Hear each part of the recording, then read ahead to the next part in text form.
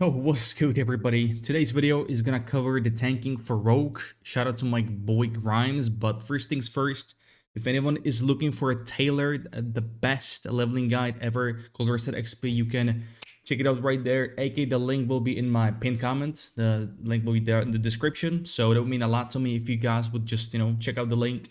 They got a free version, they got a paid version, and it's tailored by the best speedrunners ever. So it's really, the guy really thinks about everything and many steps in advance. But let's get to the business. We got a little footage here from the tank Rogue. And this is the 5th boss, the council boss basically. I'm pretty surprised how well Rogue tank does overall in the raids and whatnot. But they also got a recent buff that's happening on Tuesday next week, in a couple days from now. Today is February 23rd, 24th. As it's 2 a.m. So I believe the buff was for more threat for a rune called Just a Flesh Wound, but more about it later. Anyway, this is AoE threat basically fight for the tank. So you're gonna want to use the dynamites from engineering. You wanna use the Dragon Breath Chili, and then you wanna use Shuriken Toss, which is our waste rune. And here I'm gonna put the logs from Grimes. He is number 7 right now. He did adjust some of the talents and gear, but I'm just showing you the spec he ran with in this raid, where he pulled some of the 100 parses before, but as more people progressed through raids, it got changed. But 99's insane run overall, almost 99, the pink parse, but rank 7, pretty damn wild for a tank. There's especially one rune I like about Rogue, I'm gonna talk about it later. But yeah, so for AoE Shuriken Toss, the Dynamite, Dragon Breath Chili to keep up with the raids aggro, you want to tap target and mutilate for fewer mobs, but make sure to use combo points before you switch off the target. As Rogue's got new ability called Redirect, which I also believe has another buff in the hotfixes on Tuesday. Yeah, so with Redirect, you take combo points to another target, but it's pretty clunky to use, so you're better off to just use those combo points for Slice and Dice or Blade Dance instead of pressing Redirect. And our dudes here got it on the first pull. I believe this was their 2nd or 3rd raid overall. So good job to that, and good job to keeping aggro. So it's pretty insane and pretty impressive. Rogue's HP is so goddamn high. I cannot wait to see this spec to go into level 50 phase 3 or then even 60 in phase 4. It's gonna go off the charts. At one rune increasing HP is pretty insane. On top of all this tanking, Rogue tanks have so much damage, it is really crazy. I would, like, after the next buff for the threat and whatnot, I would rank Rogues as number 2, maybe even 1. But I would say right now it's Warlock, it's Pally, Rogue, Feral, and last is Warrior. Warrior is so bad his face, it's crazy when it comes to tanking. The threat is just non-existent, or I was playing with bad tanks. No one is really playing warrior tanks anyway. And I haven't really played that much with Feral tank either, but I rated Rogues like 2 or 3 times. 2 different players, good players, and no real issues there. I did have to, me personally, I did have issues with threat as Melee Hunter, but Melee Hunter is just off the charts, which also got nerfed for Tuesday. So don't worry, all the Melee Hunter haters. Get your nerfs coming, don't you worry. They're also lowering the armor on this boss in the next patch on Tuesday. Excuse me, this boss is getting unchanged. This boss is the same armor, but last boss is getting armor reduction, and Crowd Pummeler is also getting, the one on the platform is getting armor reduction. It's about to be like 10% physical damage increase overall for us melees, what the aggro said, the death. But after this fight, I'm gonna show you the last boss. I think these 2 bosses are the most interesting for people, as they tend to be the hardest, aka the pug deleters, if you will. I did have a experience myself with a pug just disbanding on the last boss. Surprised we killed the council. The whole raid sadly wiped here because the last boss spawned. I believe this was before the change. They adjusted the last boss spawn a little bit after, like, a couple days after this raid. So I'm gonna skip this through. Sadly, our dudes lost the world buff, which is a bit sad, but it is what it is. It won't happen next time. So this boss has overall 4 phases. The 4th one is kind of easier because the boss dies, quicker, quicker, whatever the hell, right?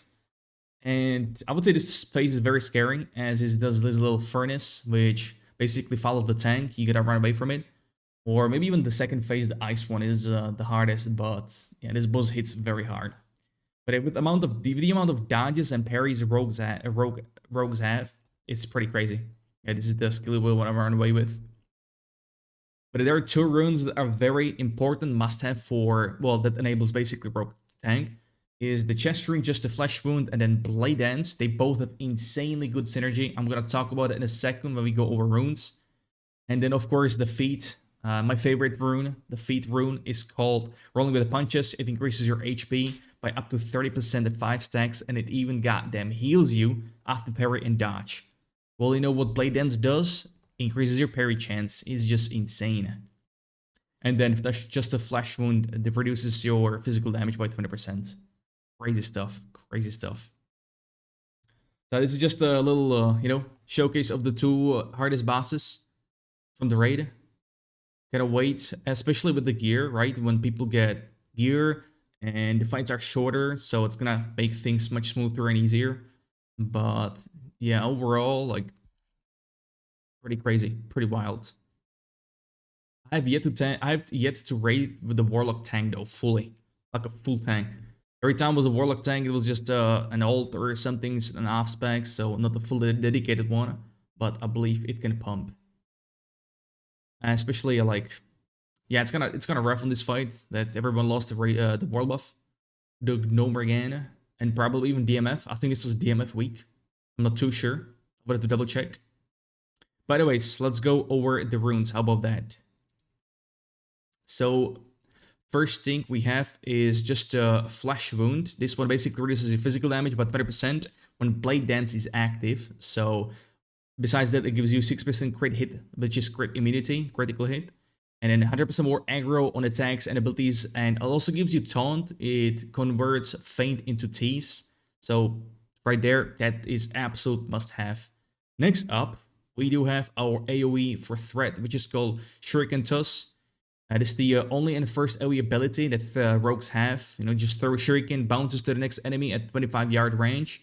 And you have to use it with caution, because it can bounce to the next trash mob pack.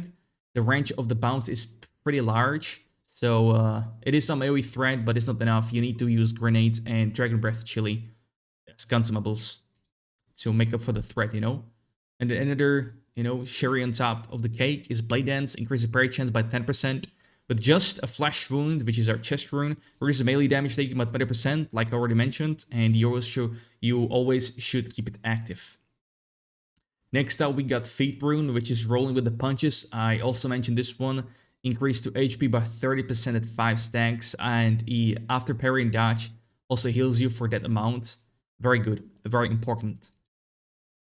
Lastly, we have our Hands Rune, which is going to be Mutilate. This is our DPS rune, DPS damage runes that's like more threat. You want to use it over main gauge, whatever. Mutilate gives 2 combo points for finishers, more damage. Main gauge, gauge, whatever, would give you 10% parry for 10 seconds, but it has a cooldown 15 seconds, and it's not worth, so you always take Mutilate. And there are no other alternatives for a tank rogue, I would say, when it comes to runes.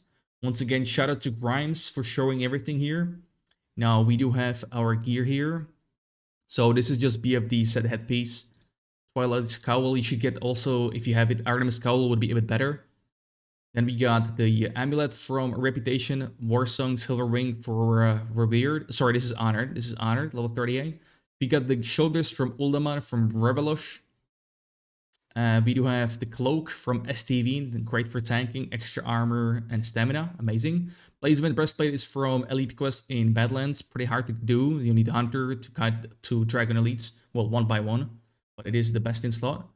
Next up, we got the wrists here, which are Exalted from Warsong Reputation. If you don't have that, you should just go for the regular Aegean Stam. You should stack these two the most, because they give you, well, the most benefit from stats.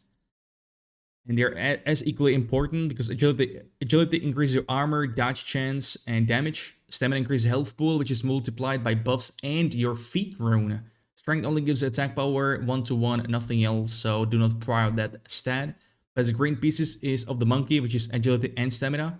Then leatherworking gloves from phase 1. Void touch leather gloves give you 1% hit chance. That's still probably biz even for the use effect, which is 10% damage. Well, or at least pre-biz for the raid. And you at least get 1% hit from the gear, as he has the other hit from talents, and you need overall 6% for ability hit cap. Easy to get good gear. Once again, Warcraft revered reputation for the neck, bow, trinket, the ring. All are amazing. The bow is revered, the rest is honored. Trinket, I believe, is friendly. Strangledor and Event Dagger, they're both good, but we prefer the one-hander with 1.9 attack speed. And it has better stats. The Avant Dagger is too long cooldown for the active ability to use, and you cannot wear both. So, kinda depends what you want, but that's just the 2 cents. Let's continue with the gear. We're going over the gloves. This is the leatherworking from phase 1. Good stuff. We got the belt, crafted one, very cheap. Agility, stamina. These are the nimble pants from the raid, completing or killing the last boss in the raid. Once again, stamina, agility, all you need for tanking. The boots here, they are from the bows, I believe. And the ring also from the bows, but you can use the protector. You can wear 2 of them, by the way. 2 protectors from the reputation. Level 38 and 28 version. And then here we got the Rune of Duty with stamina and restore HP, and trinket from BFD for attack power. That still remains to be biz. The dagger here is from the STV, Agi Stam, good stats. And then we got the Avhen from reputation, once again, Agi Stam, good stuff. And the bow here is once again Agi Stam. It's just perfect for rogue tank. It is just absolutely perfect, right? Now going over the talents, let me go over here. We do have, I'll roll it back a little bit. Start from over. Up top, we do have the first 3 or first talent points in line of reflexes for dodge chance, pretty self-explanatory. We do have 5% hit chance. It is absolutely crazy that with Rogue, with this talent, you almost have a full hit cap for abilities, 6%. So you just need 1% on the gear, which are the leatherworking gloves. Really wild. Parry chance, we need that for tanking the best. No other points to put into, so improve backstab. Another great thing right here. Hold up. It also affects your mutilate ability as written on the rune, so more crit, more threat. Very important for mutilate right here. Now next up we do have our another endurance, right? A risk cooldown with your big defensive cooldown, evasion. Very important. Next up you riposte, cast it on cooldown, high damage, high threat, and you can disarm some enemies with this. Also very great for PvP. Dagger, dual wield spec brings more damage than dagger spec, since it also scales with mutilate Avhen damage. This one right here. That's why we have all 5 points. So you would choose this over the dagger. Now Blade Flurry, it hits 2 targets at the same time for full damage. Extremely useful for Gnomerga and multi-target tanking, like the council boss I showcased in the video, or the first boss, which is a Grubbis with the Basilisk. So it's a duo boss, basically. Only 1 counts for the parses though. Basilisk it does not count. The weapon expertise plus 3 weapon skill is enough because you're only effectively fighting level 42 bosses in the raid, not 43. Now the bosses are plus 2 levels, not plus 3 like usually in classic. So it's very important as it increases your damage and hit chance. And the last one, we got Adrenaline Rush, used for burst phases on bosses to keep up with aggro. So if you know your raid, if you're raiding with the same group, they will call out their they can call out their cooldowns, big damage, whatnot. You pop this as well to make up for the threat, which is some very good stuff. But I believe we just about covered everything. Let me mention the rotation on single target.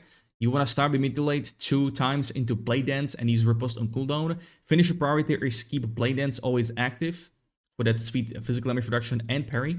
Rapture right now does good damage without skilled slides and dice. It's probably more damage because 100% uptime slides and dice is not possible. And it raid has no Shadow Priest, Warrior. You should keep Exposed Armor active on the boss. Very important. You have to shred that armor on every boss. Lastly, Abyss Grade has a combo point dump during Adrenaline Rush. And use Blade Flurry during ad phase to tank them easily, or use it on cooldown for a single target, 20% attack speed buff. Defensive cooldown evasion increases your dodge by 50%. My boy Grimes unbuffed, or I mean without this evasion buff, had 41% dodge. It is absolutely crazy. The guy had 91% dodge, I believe, in my last raid. We raided 2 days ago. Crazy stuff for yesterday. Makes you basically immune to physical damage for 15 seconds. 15 seconds. So you use it when your healers are in trouble, if they're and whatnot. And there is a lot of raid damage or boss mechanics that increase the damage, to you. And I believe I just covered about everything. So yeah, I also stream every day on Twitch, also on YouTube. So it will be in the pinned comment section once again. I also have, with these nerfs to Melee Hunter, I will have a raid build soon. Maybe after, I will see. Maybe I will do it before the nerf and then after to showcase both. I will probably just do that. But yeah, thank you all for watching. I'll see you on the next one. Good luck with the gear grind. Let me know how is your journey with tank. And until then, peace.